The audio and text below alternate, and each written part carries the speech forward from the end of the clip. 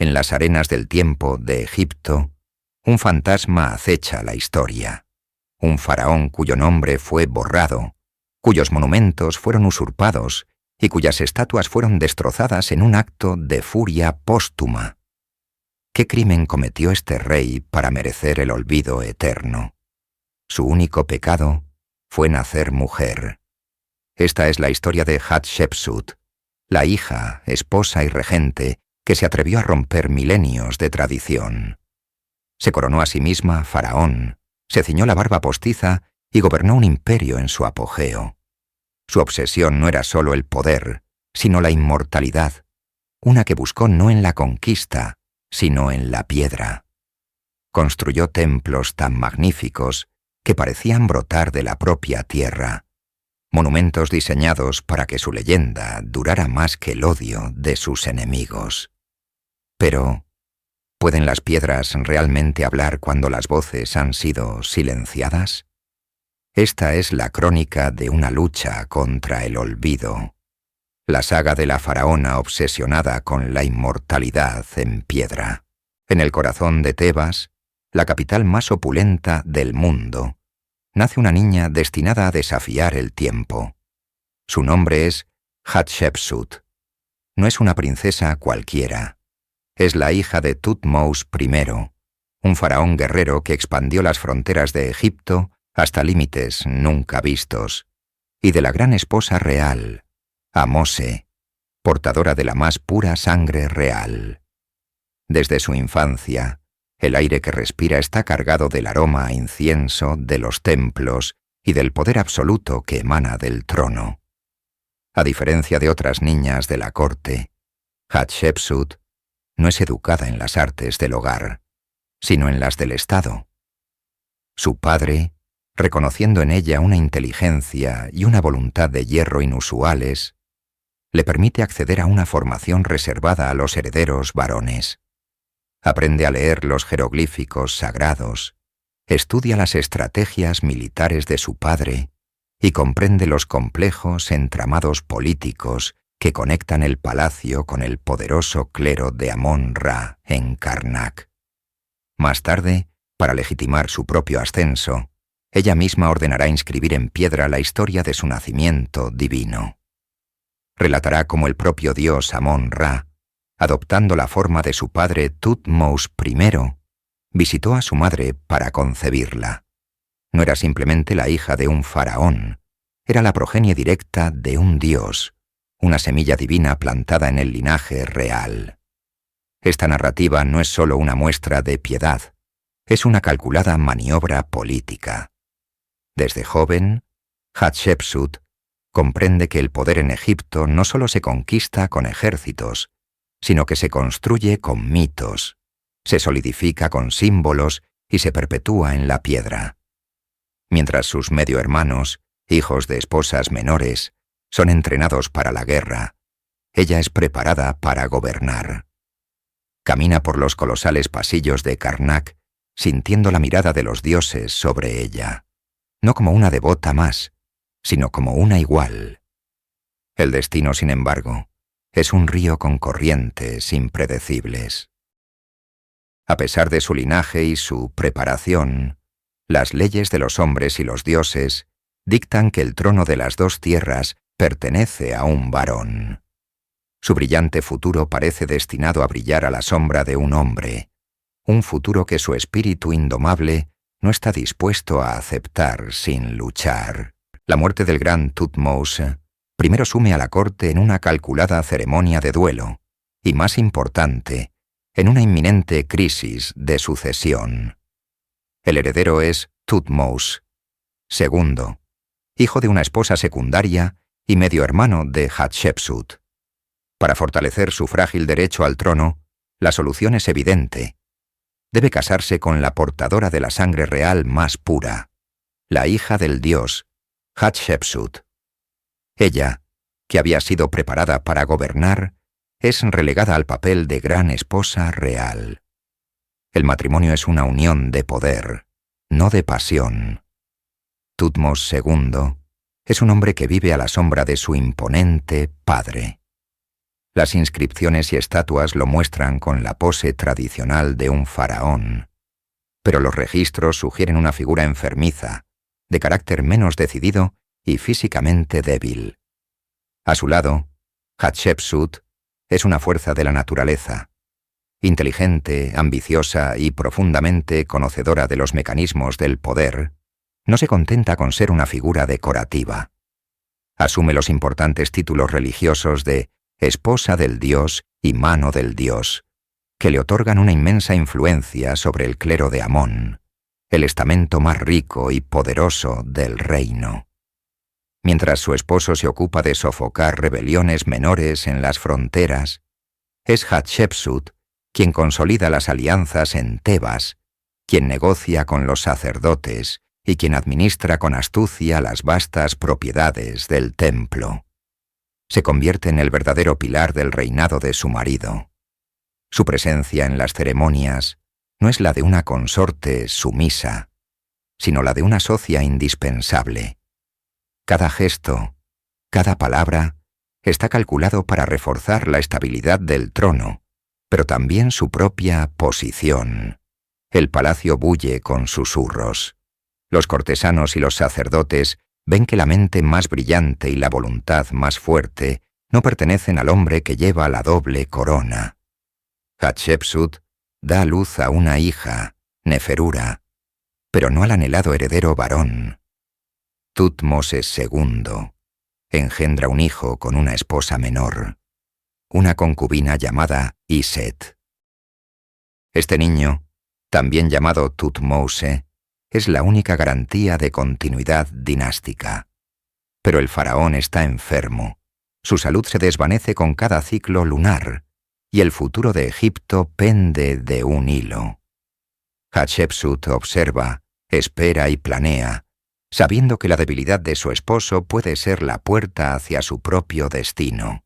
El reinado de Thutmoses II es breve, apenas una nota a pie de página en la gran sinfonía de la dinastía XVIII. Su muerte deja un vacío de poder que amenaza con sumir a Egipto en el caos. El heredero, Thutmose III, hijo de la concubina Iset, es apenas un niño, demasiado joven para gobernar, demasiado pequeño para llevar la pesada doble corona.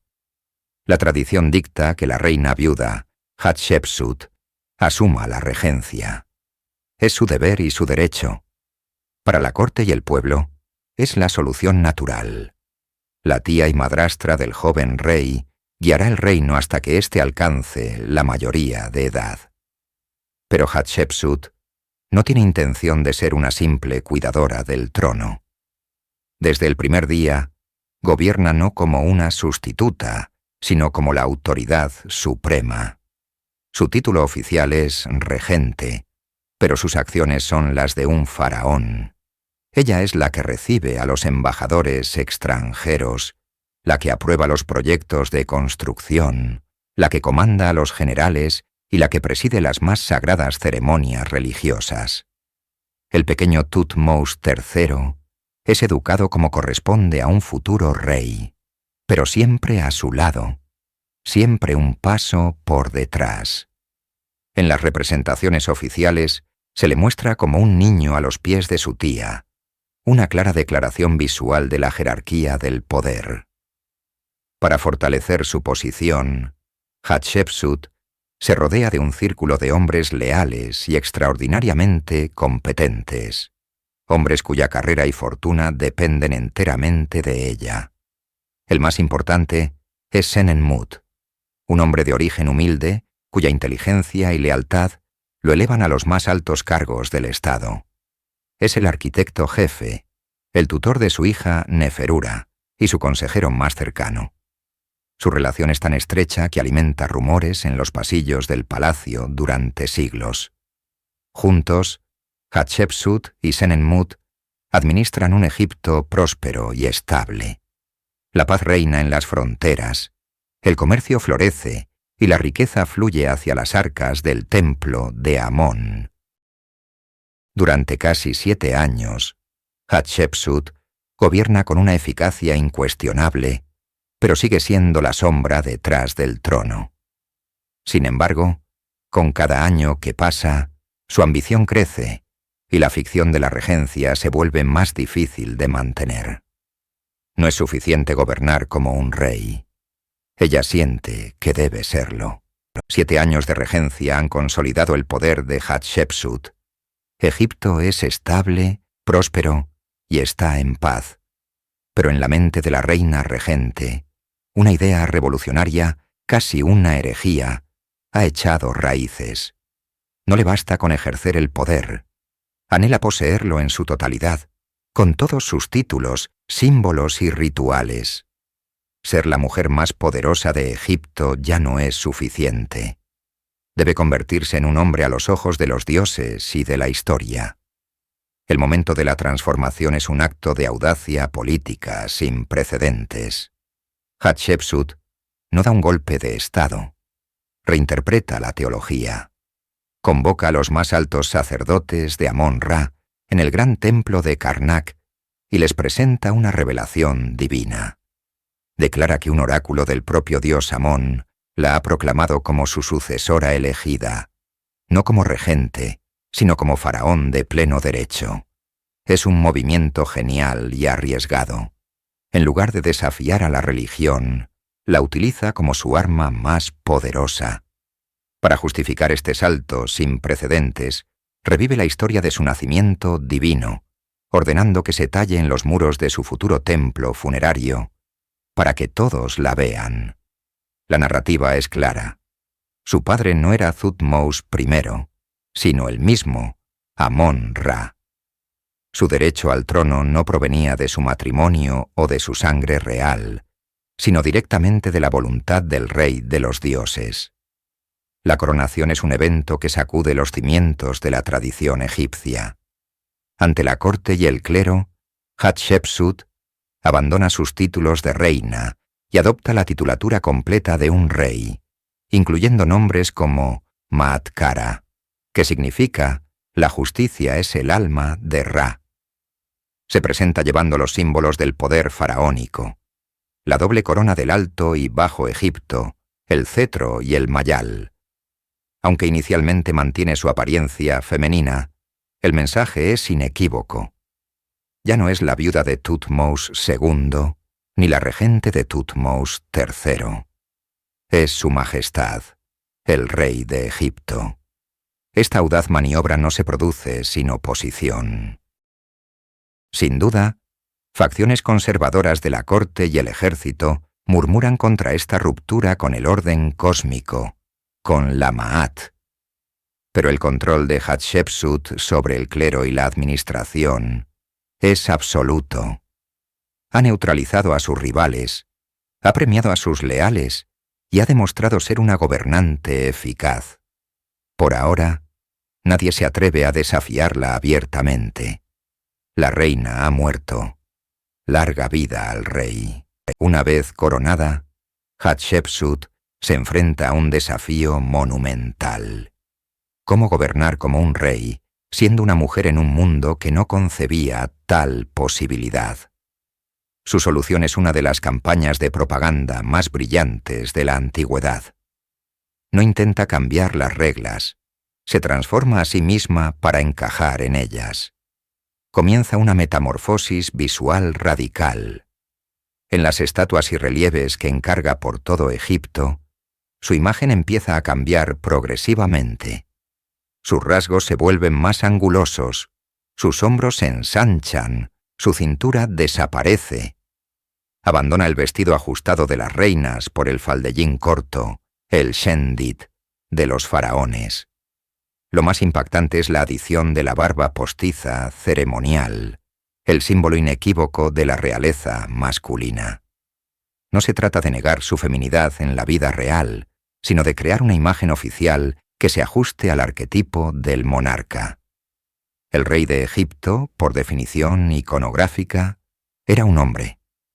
Para ser rey, ella debía ser representada como tal. Esta transformación no es solo estética, es profundamente teológica. Al adoptar una imagen masculina, Hatshepsut se inserta en la línea ininterrumpida de reyes que se remonta a Horus, el primer faraón mítico. se convierte en un eslabón legítimo en la cadena dinástica, asegurando el orden cósmico, la Ma'at, en lugar de romperlo. Su nombre a menudo se inscribe con terminaciones masculinas y se la denomina Su Majestad. Su corregente, el joven Thutmose III, es sistemáticamente relegado a un segundo plano en las representaciones oficiales, a menudo mostrado de menor tamaño y detrás de ella.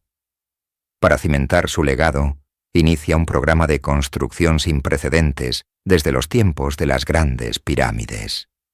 Restaura templos, erige obeliscos gigantescos en Karnak y, sobre todo, ordena la construcción de su obra maestra, el templo mortuorio de Deir el-Bahari, una maravilla arquitectónica de terrazas ascendentes talladas en un acantilado. Este templo, llamado Dieser Dieseru, o el sublime de los sublimes, es su biografía en piedra, la prueba eterna de su reinado divino y su poder. Hatshepsut ha completado su transformación. Ha pasado de princesa a reina, de regente a faraón. Ha reescrito la historia, ha manipulado la iconografía y ha doblegado la teología a su voluntad, convirtiéndose en un rey a los ojos de su pueblo y esperaba para la eternidad. Para gobernar en un mundo de hombres, una mujer no solo necesitaba el poder, necesitaba una historia. Hatshepsut, la faraona, entendió esto mejor que nadie.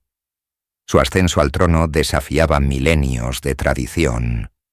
La legitimidad de un rey provenía de su linaje divino, una línea paterna que se remontaba a los dioses. Como mujer, su conexión era indirecta, vulnerable. Necesitaba reescribir su propio origen, no con papiro y tinta, sino con martillo y cincel en la carne de la montaña. La solución fue una obra maestra de la propaganda política, una historia tan audaz que solo podía ser verdad si se proclamaba como un decreto divino. En las paredes de su futuro templo mortuorio, ordenó que se tallara una nueva génesis, su nacimiento divino. La narrativa comienza en los cielos, donde el gran dios Amón-Ra, rey de todos los dioses, decide engendrar un heredero para gobernar Egipto. El dios convoca a un consejo divino, incluyendo a Thoth, el dios de la sabiduría, para elegir a la mortal perfecta. La elegida es la reina Ahmose, la gran esposa real y madre de Hatshepsut. Los relieves muestran a Amón adoptando la forma de su esposo, el faraón Thutmosis I. Lo vemos acercándose a los aposentos de la reina, su esencia divina llenando la habitación con el aroma del incienso más puro. La unión no es carnal, sino sagrada, un soplo de vida divina transferido a la reina. Las inscripciones son explícitas en su mensaje. Él la encontró mientras ella dormía en la belleza de su palacio. Él la despertó con su divina fragancia, y su amor pasó a sus miembros. De esta unión celestial nacería Hatshepsut. Los relieves continúan mostrando al dios creador Ji-Num, modelando el pequeño cuerpo de Hatshepsut y su Ka, su espíritu vital, en su torno de alfarero. Luego, la diosa Rana Heket le ofrece el Ankh, el símbolo de la vida. La historia culmina con el nacimiento de la niña, aclamada por los dioses como la futura gobernante de las dos tierras. Esta no era una simple historia para dormir. Era una declaración política inmutable grabada en piedra. Cada visitante del templo, cada sacerdote, cada noble, se enfrentaría a esta prueba irrefutable de su derecho a gobernar. Ella no era simplemente la hija de un faraón, era la hija carnal de Amón-Ra. Al hacerlo, Hatshepsut no solo aseguró su trono, sino que se elevó por encima de cualquier rival masculino. Había transformado su mayor debilidad, su género, en su mayor fortaleza. Sin embargo, una afirmación tan grandiosa, tan cercana a la blasfemia, no podía quedar sin respuesta. En las sombras de la corte, entre los sacerdotes y los generales, el resentimiento comenzaba a gestarse, una tormenta silenciosa que esperaba el momento oportuno para desatarse. Detrás de cada gran gobernante, a menudo hay una figura en la sombra, un individuo cuya brillantez y lealtad se convierten en el cimiento del poder. Para Hatshepsut, ese hombre fue Senenmut. Su historia es tan notable como la de su faraona, un ascenso meteórico desde orígenes humildes hasta convertirse en el hombre más poderoso de Egipto, después de la propia Hatshepsut. No era de sangre noble, pero poseía un intelecto agudo y una ambición sin límites. Bajo el reinado de la faraona, Senenmut acumuló más de 80 títulos, cada uno de ellos un peldaño más en la escala del poder. Fue supervisor de todas las obras del rey, gran administrador de Amón y quizás lo más importante, tutor de la princesa real Neferure, la única hija de Hatshepsut. Este último cargo le otorgó un acceso sin precedentes al círculo más íntimo de la familia real. La relación entre Hatshepsut y Senenmut sigue siendo uno de los grandes enigmas de Egipto. ¿Era simplemente un sirviente leal y un genio administrativo? ¿O había algo más profundo, un vínculo de confianza, afecto o incluso amor, forjado en los fuegos de la ambición compartida? Las pruebas son circunstanciales, pero tentadoras. Él era el arquitecto de su obra maestra, el templo Djeser-Djeseru, y ella le concedió un privilegio extraordinario y sin precedentes, el permiso para tallar su propia imagen y nombre en secreto dentro del recinto sagrado del templo. En un escondite, detrás de una puerta, su figura se postra ante la diosa. En otro lugar, su nombre está inscrito. Era un acto de audacia increíble, que sugería una intimidad y un favor que ningún otro cortesano podría soñar. Su genio arquitectónico dio forma a la visión de inmortalidad de Hatshepsut. Juntos, planificaron una era de construcción que no se había visto en generaciones. Él entendía su necesidad de legitimar su reinado a través de monumentos grandiosos, y poseía la habilidad para hacer realidad sus sueños más audaces. Él era la mente práctica detrás de su visión divina, el hombre que podía mover montañas de piedra y organizar a miles de trabajadores para glorificar a su reina y, de paso, a sí mismo. Construyó su propia tumba, una de las más grandes de la necrópolis tebana, cerca del templo de su reina, como si quisiera permanecer a su lado incluso en la otra vida. Pero el poder tan cerca del sol siempre conlleva un gran riesgo. Su prominencia le granjeó enemigos poderosos. Para muchos en la corte, su influencia era excesiva, su cercanía a la faraona, antinatural. A medida que su poder crecía, también lo hacía el peligro que lo rodeaba.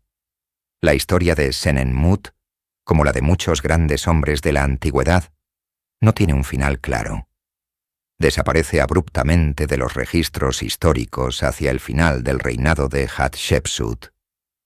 Su tumba nunca fue utilizada. Su nombre y sus imágenes fueron borrados en algunos lugares. ¿Cayó en desgracia? ¿Fue víctima de una purga política orquestada por sus rivales? Su repentino silencio es un eco ominoso que presagia la fragilidad de un legado construido a la sombra de un trono. Un reinado pacífico necesita sus propias victorias.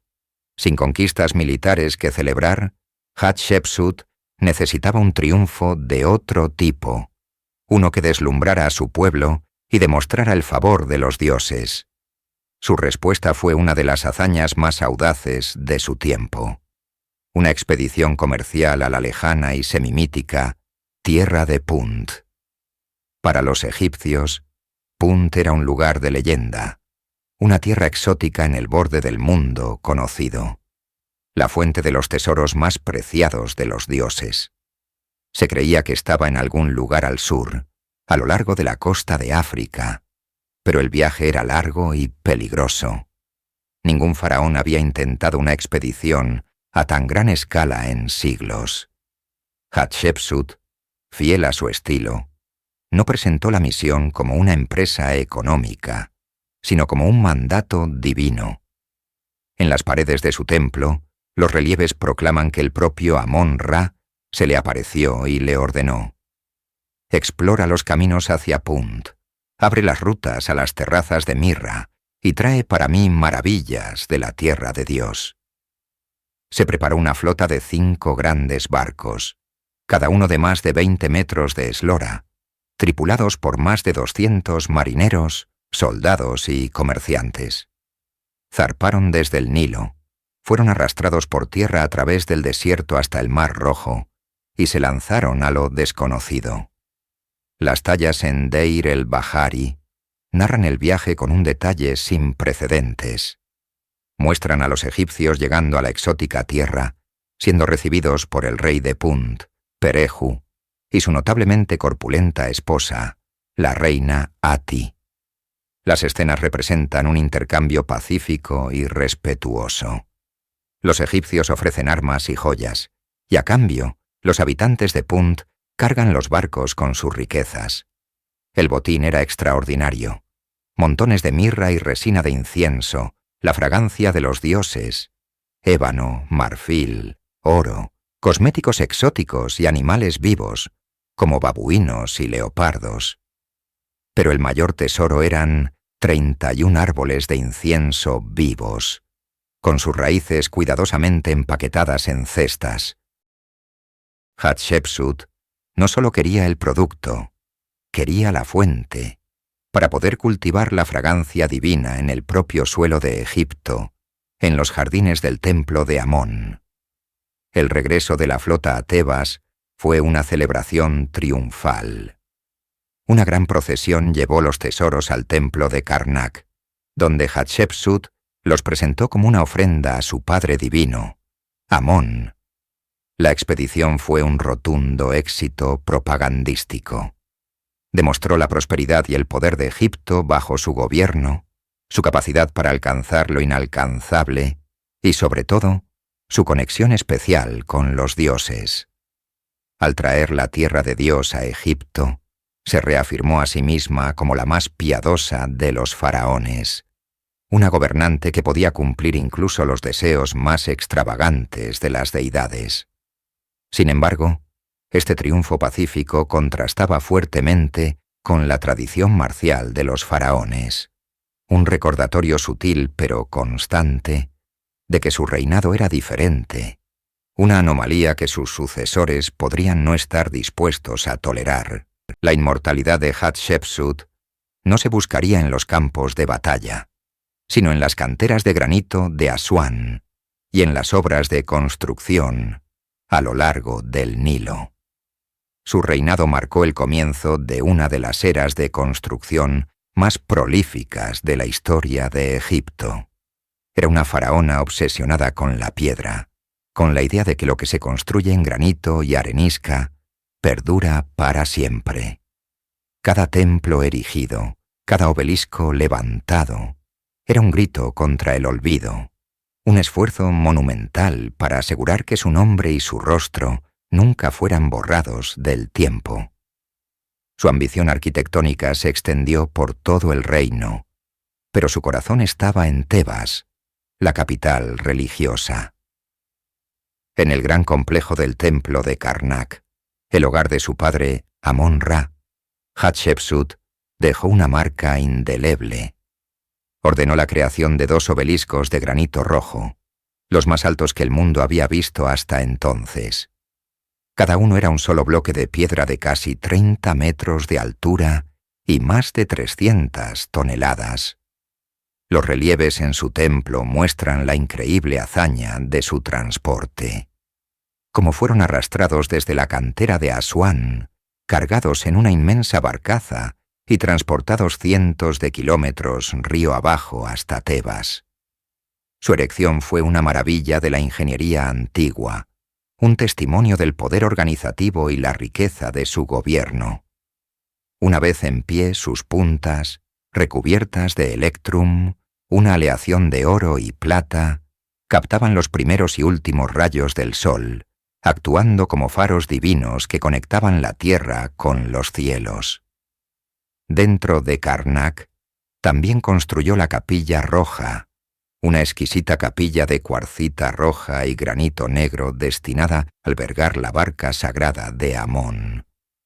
Sus paredes estaban cubiertas de relieves finamente tallados que representaban su coronación, legitimando aún más su reinado en el corazón mismo del poder sacerdotal. Pero este frenesí constructor no era solo para la gloria de los dioses. Era un programa de empleo masivo que mantenía ocupados a miles de artesanos, obreros y escribas, asegurando la estabilidad económica y la lealtad. Cada monumento era también un vehículo de propaganda, con su imagen, a veces como mujer, a veces como un rey masculino con barba postiza, tallada en sus paredes para que todos la vieran. Esta campaña de construcción era una carrera contra el tiempo. Hatshepsut sabía que su posición era precaria. Sabía que su hijastro, Tutmosis III, esperaba su momento, creciendo hasta la madurez a la sombra de sus monumentos. Quizás sintió que cuanto más construyera, cuanto más grabara su imagen en la piedra, más difícil sería para la historia olvidarla o negarla.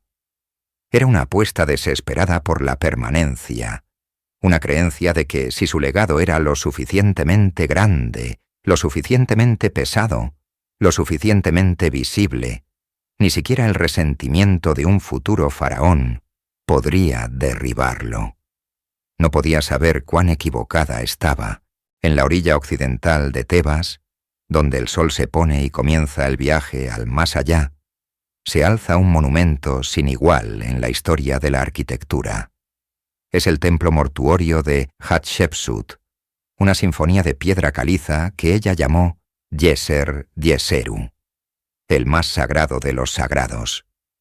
Más que cualquier otro edificio, este es su testamento, su autobiografía y su escalera al cielo.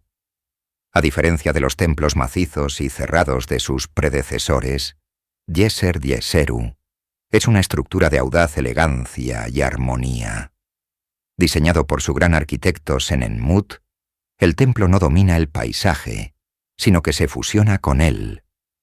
3 amplias terrazas escalonadas, conectadas por rampas centrales, se elevan desde el suelo del desierto y se apoyan en los imponentes acantilados de Deir el-Bahari, como si la propia naturaleza hubiera dado a luz al edificio. Era una visión de una belleza impresionante, una declaración de orden y equilibrio en medio del caos del mundo. El templo era un viaje narrativo y espiritual. Al ascender por sus rampas, el visitante se embarcaba en la historia de la vida de Hatshepsut. Las paredes de las columnatas estaban cubiertas con miles de relieves pintados con vivos colores, cada uno de ellos una viñeta de su glorioso reinado. La terraza inferior celebraba su poder terrenal, mostrando el transporte de sus obeliscos y la generosidad de los dioses. La segunda terraza albergaba las capillas de los dioses Hathor y Anubis, pero sus paredes contaban las 2 historias más importantes de su reinado.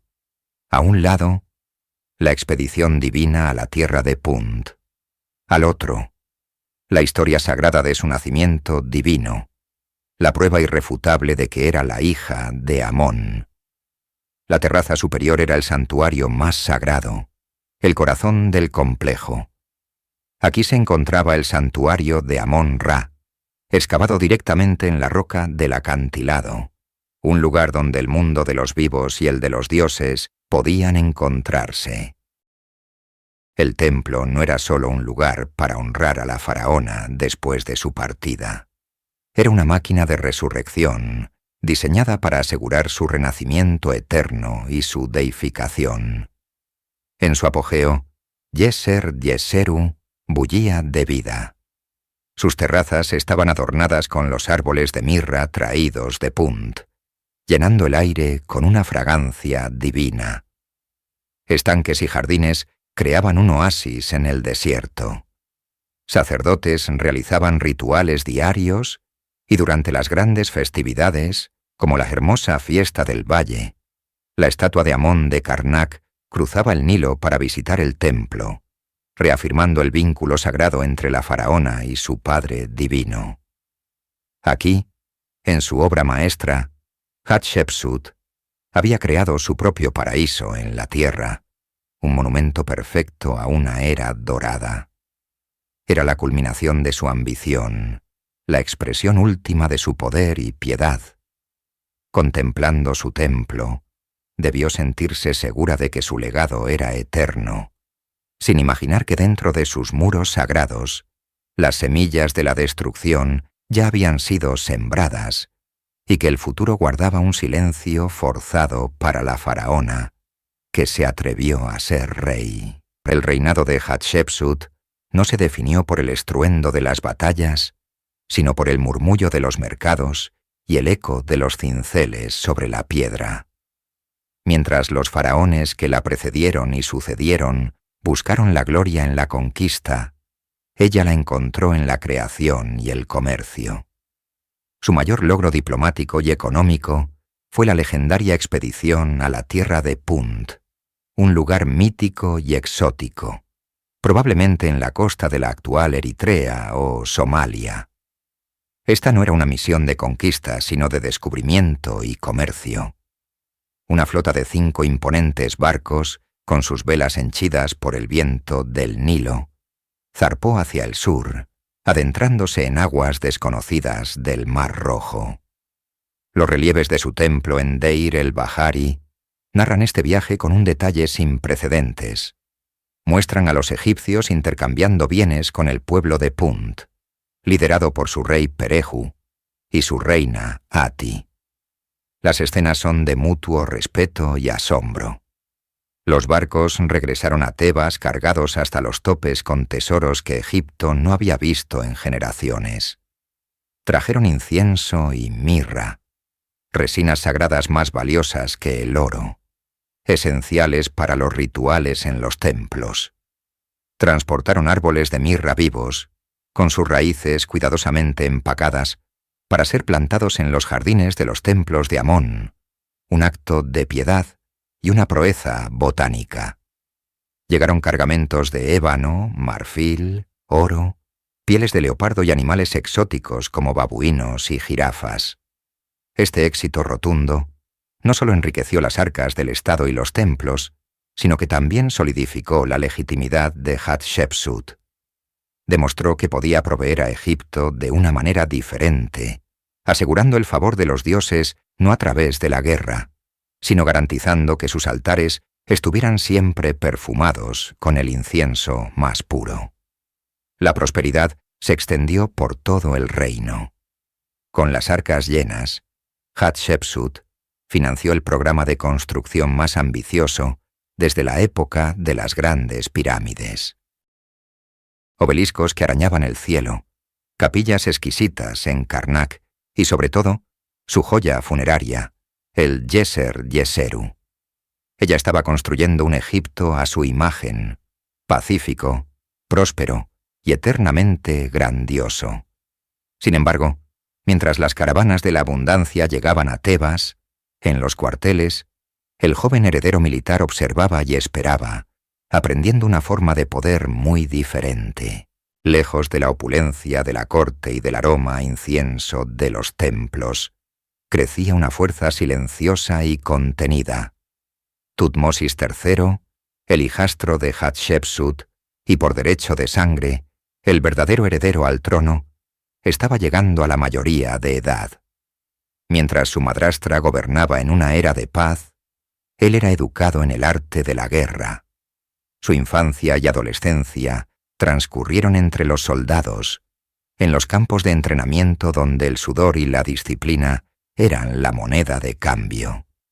Aprendió a manejar el arco compuesto con una precisión letal, a conducir un carro de guerra con una destreza temible y a dominar las estrategias de batalla que habían convertido a Egipto en una superpotencia.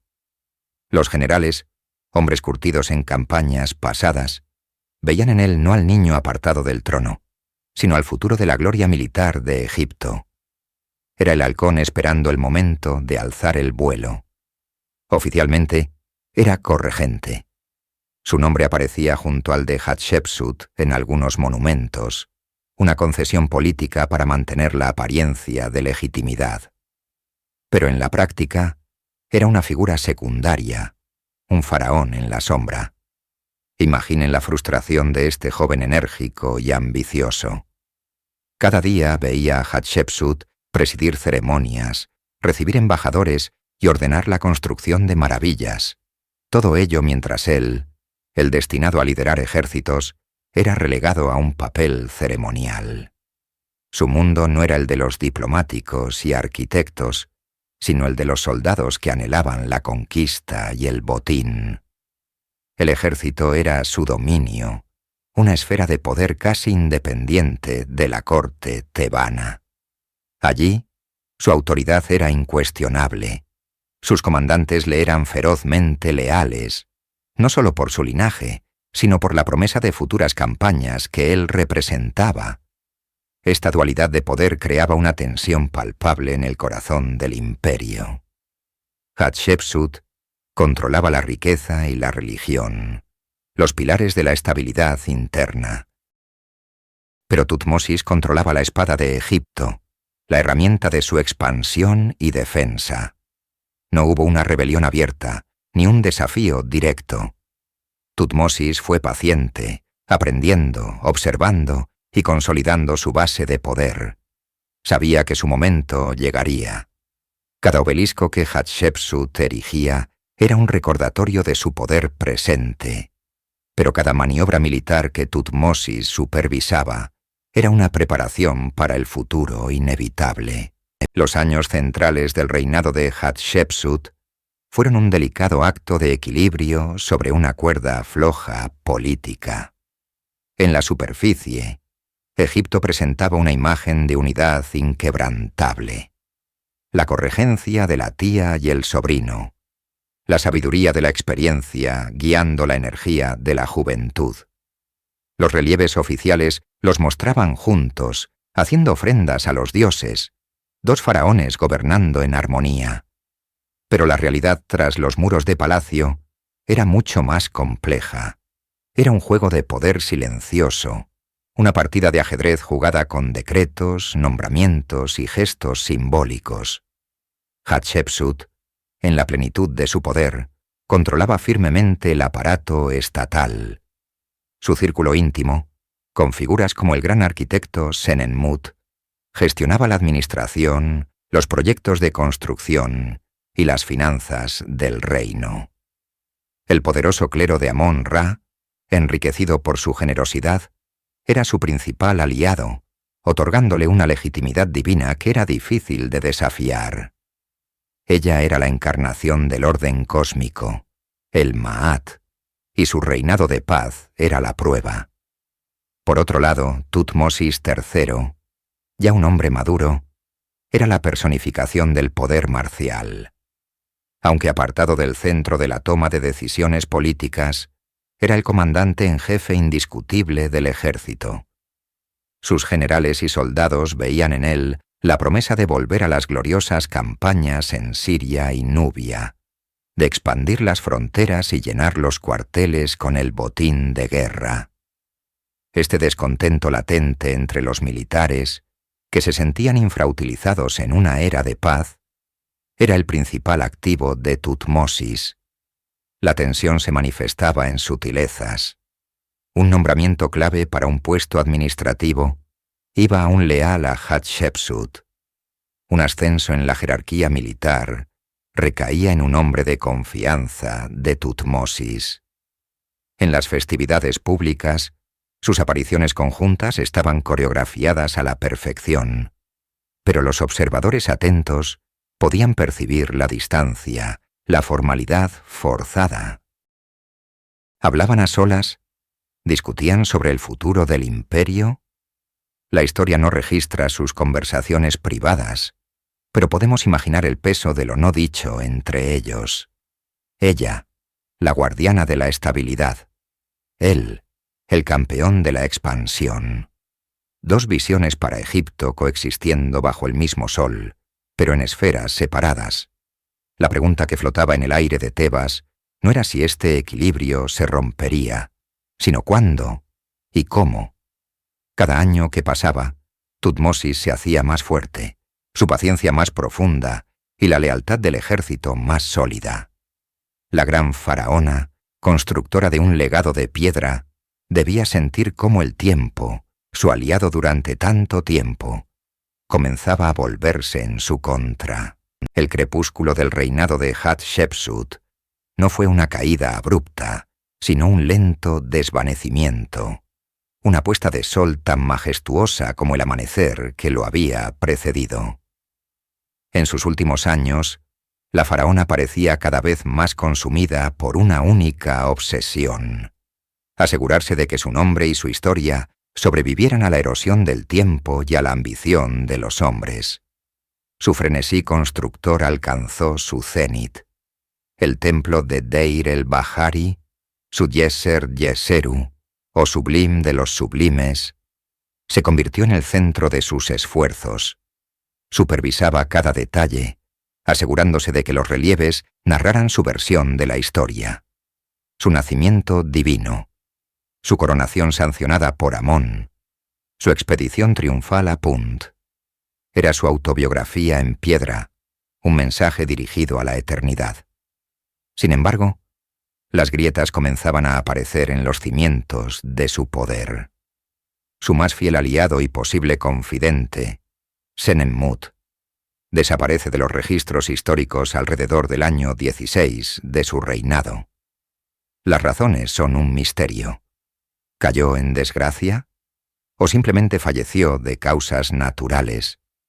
Su ausencia debió dejar un vacío inmenso en la corte y en el corazón de Hatshepsut, privándola de su consejero más astuto. Al mismo tiempo, su salud comenzaba a flaquear. Análisis posteriores de su momia revelarían que sufría de artritis, problemas dentales severos y posiblemente diabetes. El peso de la doble corona y de las décadas de gobierno comenzaba a pasarle factura a la mujer que se había proclamado faraón. Mientras tanto, Tutmosis III, ya no un joven impaciente, sino un estratega maduro y respetado, esperaba con una paciencia casi sobrehumana. Lideró algunas campañas militares menores en Nubia, operaciones autorizadas por Hatshepsut, que le permitieron mantener a sus tropas afiladas y su reputación intacta. Era un león enjaulado al que se le permitía dar cortos paseos por el patio. Hatshepsut debió ser consciente de la inminente transición. Quizás por eso, su enfoque se volvió tan introspectivo, tan centrado en su legado funerario. Ya no se trataba de gobernar Egipto en el presente, sino de asegurarse un lugar en el panteón de los grandes faraones para siempre. Sus últimos días estuvieron marcados por esta carrera contra el tiempo, dedicados a inscribir su reinado en la roca del valle, con la esperanza de que ni siquiera el más poderoso de los sucesores pudiera borrar lo que los dioses, según ella, habían decretado. La gran reina se preparaba para su último viaje, rodeada de la belleza imperecedera que ella misma había creado. En el año 22 de su reinado, alrededor de 1458 antes de nuestra era, el sol se puso definitivamente para la faraona Hatshepsut. La mujer que había gobernado Egipto con una autoridad sin precedentes durante más de 2 décadas, falleció. Los registros históricos son sorprendentemente silenciosos sobre el evento. No hay crónicas de un luto prolongado en la corte, ni estelas que lamenten su partida. Es un silencio atronador que sugiere una transición de poder tan rápida como eficiente. En el momento en que el corazón de Hatshepsut dejó de latir, el reinado de Tutmosis III comenzó de verdad.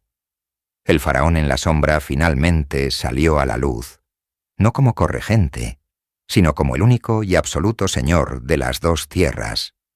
Tenía alrededor de 30 años. Estaba en la cima de su capacidad física y mental, y el ejército entero estaba a sus pies, listo y ansioso por seguirlo a la batalla. El primer acto del nuevo faraón no fue de venganza, sino de consolidación. La maquinaria del Estado pasó a sus manos sin contratiempos. Los funcionarios, siempre pragmáticos, cambiaron su lealtad al nuevo poder. Pero persistía una pregunta crucial. ¿Dónde descansaría la faraona? Hatshepsut había preparado 2 tumbas. Una, modesta, para ella como gran esposa real de Tutmosis II. La otra, magnífica y profunda, en el Valle de los Reyes, la KV-20, digna de un faraón, donde planeaba yacer junto a su padre, Tutmosis I. Las evidencias sugieren que fue enterrada inicialmente en la tumba real, con todos los honores debidos a su rango. Su cuerpo fue momificado, colocado en un sarcófago y sellado en la oscuridad, rodeado de los tesoros necesarios para su viaje al más allá. La puerta de la tumba se cerró, y un silencio de milenios comenzó a envolver su nombre. En ese momento, su legado parecía seguro. Había gobernado con éxito, había muerto en el trono y había sido enterrada como un rey. Pero el silencio de su tumba era engañoso. Era la calma antes de una tormenta que se desataría años después. Tutmosis III, una vez asegurado su poder y tras demostrar su propia valía con una serie de brillantes campañas militares, se volvería hacia el pasado. La memoria de su madrastra, tan cuidadosamente grabada en piedra por todo Egipto, se convertiría en su objetivo. El silencio de la tumba fue solo el principio de un intento mucho más profundo y duradero de silenciar su historia para siempre. El aire en Tebas cambió con la desaparición de Hatshepsut. El silencio que siguió a su largo reinado no fue de paz, sino de una tensión contenida, como la calma que precede a una tormenta en el desierto. Durante 2 décadas, Tutmosis III había caminado a la sombra de su tía y madrastra, un corregente en nombre, pero un subordinado en la práctica. Había aprendido el arte de la guerra en campañas militares, perfeccionado la paciencia en los pasillos del palacio y alimentado una ambición que ardía con la lentitud de las brasas. Ahora, el trono de las 2 tierras era suyo, indiscutiblemente suyo. Su ascensión no fue una simple transición de poder, fue una liberación. Los cortesanos que una vez se inclinaron ante la faraona, ahora observaban al nuevo soberano, un hombre en la plenitud de su vida, curtido por el sol de Nubia y con una mirada que no prometía la paz de su predecesora, sino la gloria del imperio. Sus primeras acciones fueron deliberadas y estratégicas. No se volvió inmediatamente contra el legado de piedra de Hatshepsut. Primero, necesitaba consolidar su propia leyenda. Se presentó como el guerrero que Egipto anhelaba, el conquistador destinado a expandir las fronteras más allá de lo que cualquier faraón anterior había soñado. Lideró personalmente a sus ejércitos hacia el Levante, iniciando una serie de campañas que lo convertirían en el Napoleón de Egipto. Cada victoria, cada ciudad sometida y cada tributo traído a los templos de Amón en Karnak era un martillazo en la construcción de su propia identidad. Una identidad deliberadamente opuesta a la de Hatshepsut. Ella había sido la constructora, la diplomática, la que trajo las maravillas de Punt. Él sería el conquistador, el estratega, el que traería el mundo a los pies de Egipto. Pero mientras sus hazañas eran aclamadas y su nombre grabado en los pilones de los templos, una sombra persistía. En cada rincón de Egipto, las imágenes y los nombres de Hatshepsut aún proclamaban su gloria. Su magnífico templo en Deir el-Bahari se erguía como un recordatorio constante de su audacia. Sus obeliscos perforaban el cielo de Karnak, declarando su devoción a Amón. Para Tutmosis III, esta omnipresencia era una afrenta, una contradicción a la narrativa que estaba construyendo. El orden cósmico, el Ma'at, había sido alterado por una mujer en el trono, y para restaurarlo por completo, no bastaba con sucederla. Era necesario reescribir la historia. En la soledad de su palacio, mientras los escribas registraban sus victorias, el faraón tomó una decisión.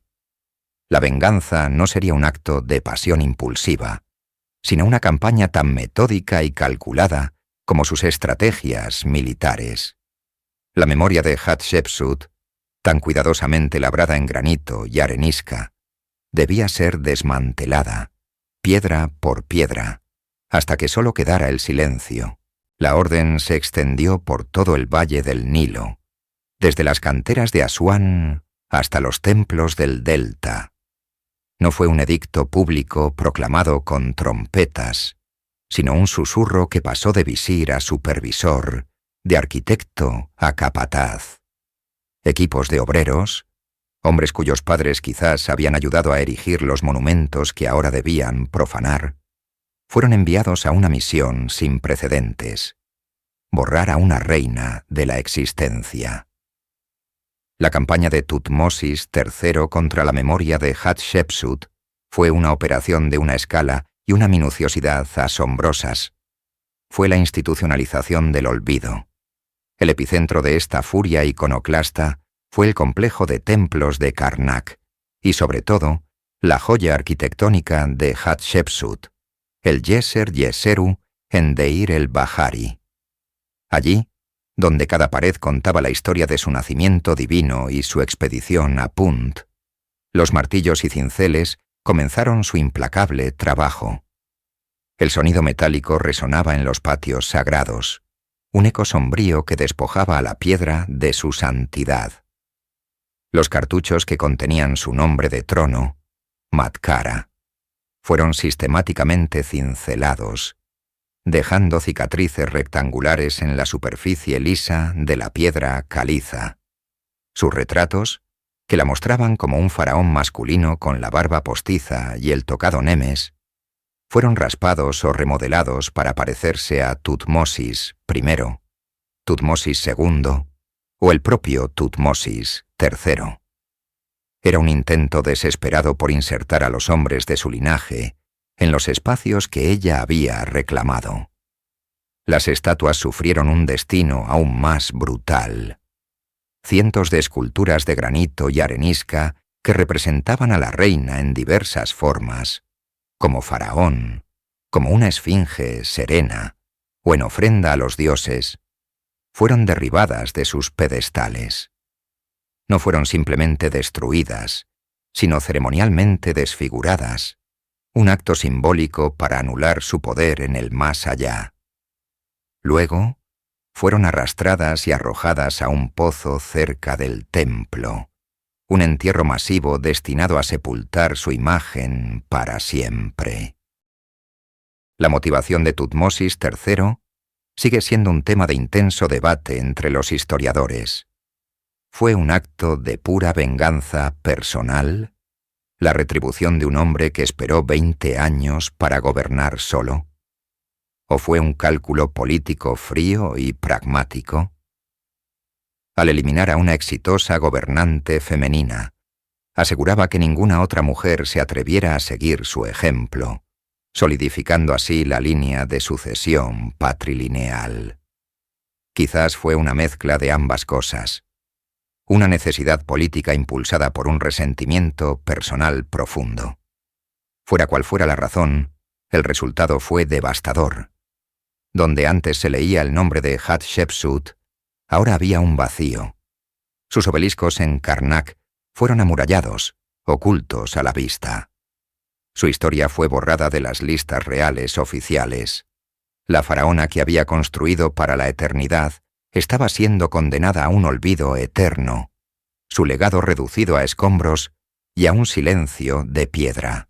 El éxito de la campaña de Tutmosis III fue casi absoluto.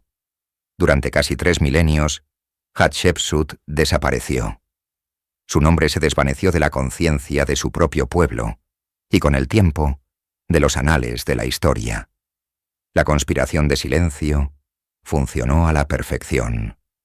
Los escribas que compilaron las listas de reyes posteriores, como la famosa Lista Real de Abidos creada bajo Seti I, simplemente omitieron su reinado. Saltaron directamente de Tutmosis II a Tutmosis III, como si los 22 años de paz, prosperidad y magnificencia arquitectónica de Hatshepsut nunca hubieran ocurrido. El vacío creado fue llenado por sus predecesores y su sucesor, quienes se atribuyeron sus logros. El magnífico templo de Deir el-Bahari, aunque demasiado grande para ser demolido, fue sutilmente reapropiado. Sus imágenes fueron alteradas, sus inscripciones borradas, transformándolo en un monumento a otros reyes. Los obeliscos que ella había erigido con tanto orgullo en Karnak, una vez las agujas de granito más altas del mundo, fueron encerrados detrás de altos muros de piedra, efectivamente haciéndolos invisibles para las generaciones futuras que caminaban por los sagrados recintos del templo de Amón. Con el paso de los siglos, Egipto enfrentó invasiones, cambios dinásticos y la llegada de nuevas religiones. El conocimiento de los jeroglíficos se perdió, y las historias grabadas en los templos se convirtieron en meros dibujos indescifrables. La memoria de Hatshepsut, ya suprimida, fue enterrada bajo capas adicionales de tiempo y olvido. Cuando los viajeros griegos y romanos como Heródoto visitaron Egipto, escucharon historias de grandes reyes y reinas legendarias como Cleopatra, pero nadie les habló de la mujer que gobernó como faraón durante la cúspide del Imperio Nuevo. Su ausencia era tan completa que parecía que nunca hubiera existido. Incluso con el nacimiento de la egiptología en el siglo XIX, el misterio persistió. Los primeros exploradores y eruditos que comenzaron a descifrar los jeroglíficos se encontraron con un enigma desconcertante. En Deir el-Bahari y Karnak encontraban inscripciones que hablaban de un rey, pero con terminaciones gramaticales femeninas. Veían relieves de un faraón con todos los atributos masculinos del poder, pero con un rostro extrañamente delicado. Descubrieron cartuchos borrados por todas partes, un patrón de destrucción deliberada que apuntaba a una figura de inmensa importancia que alguien había intentado eliminar desesperadamente. Era una faraona fantasma, una presencia poderosa evidenciada solo por el esmero con que se había intentado negarla. La mujer que se había obsesionado con la inmortalidad en piedra había sido derrotada, su legado aparentemente aniquilado. El martillo y el cincel de su sucesor habían demostrado ser más fuertes que su granito. La historia, al parecer, la había olvidado. Pero la piedra, aunque herida y silenciada, guarda los secretos con una paciencia infinita, esperando a que alguien aprenda a leer sus cicatrices. La llave que abriría la tumba del olvido de Hatshepsut no fue una pala, sino un intelecto. En 1822, Jean-François Champollion descifró el código de los jeroglíficos usando la piedra de Rosetta, permitiendo que las antiguas piedras de Egipto hablaran de nuevo después de más de 1500 años de silencio. Este avance monumental fue el primer paso para resucitar a la reina perdida. A medida que los egiptólogos comenzaron a leer las paredes de los templos con una nueva comprensión, el fantasma de Hatshepsut comenzó a tomar forma. Se enfrentaron al confuso rompecabezas de los pronombres femeninos aplicados a un rey masculino y los cartuchos sistemáticamente borrados. El gran erudito alemán Karl Richard Lepsius fue uno de los primeros en teorizar sobre la existencia de esta gobernante anómala, pero la imagen completa seguía siendo esquiva. La verdadera revelación llegó con las excavaciones sistemáticas. A finales del siglo XIX, el Fondo de Exploración de Egipto, bajo la dirección del suizo Edouard Nabil, comenzó a limpiar la arena y los escombros del templo de Deir el-Bahari. A medida que las magníficas terrazas y columnatas emergían, también lo hacía la abrumadora evidencia de la historia de Hatshepsut y su posterior persecución. Pero el descubrimiento más espectacular estaba por llegar.